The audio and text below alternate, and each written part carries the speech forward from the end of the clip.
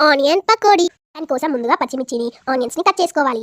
ఆనియన్స్‌ని మీడియం సైజ్‌లో కట్ చేసుకోవాలి. మరి లావుగా కట్ చేయకూడదు, మరి సన్నగా కట్ చేసుకోకూడదు. ఈ ఆనియన్స్‌లో ఒక స్పూన్ కారం వేసుకోవాలి, స్పూన్ సాల్ట్, హాఫ్ స్పూన్ వేయించిన జీలకర్ర పొడి, అలాగే హాఫ్ స్పూన్ ధనియాల పొడి, కొంచెం అల్లం వెల్లుల్లి పేస్ట్ కూడా వేసుకోవాలి. పావు స్పూన్ జీలకర్రను వేసుకోవాలి, అలాగే పావు స్పూన్ ధనియాలను క్రష్ చేసి వేసుకోవాలి. ఇప్పుడు ఇవన్నిటిని కలుపుకోవాలి. కొంచెం ప్రెజర్ పెడుతూ ఆనియన్స్‌ని బాగా కలుపుకోవాలి. ఆనియన్స్ ఇలా కలపడం వల్ల ఆనియన్స్ నుండి వాటర్ వస్తాయి. ఇప్పుడు ఈ ఆనియన్స్‌లోకి 1 కప్ శనగపిండిని తీసుకోవాలి.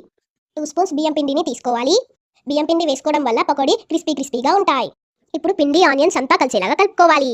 నాకు ఆనియన్స్ నుంచి వచ్చిన వాటర్తోనే సరిపోయాయి. మీకు ఇంకొంచెం కావాలంటే 1-2 స్పూన్స్ వాటర్ యాడ్ చేసుకొని కలుపుకోండి.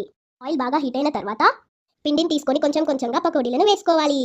ఇప్పుడు పకోడీని తిప్పుకుంటూ కాల్చుకోవాలి. ఇది వేగిపోయింది. ఇప్పుడు ఒక ప్లేట్లోకి తీసుకోవాలి. పకోడీ ఇలా ఉన్నప్పుడే తీయాలి. బయటికి తీసిన తర్వాత ఇంకాస్త కలర్ వస్తుంది.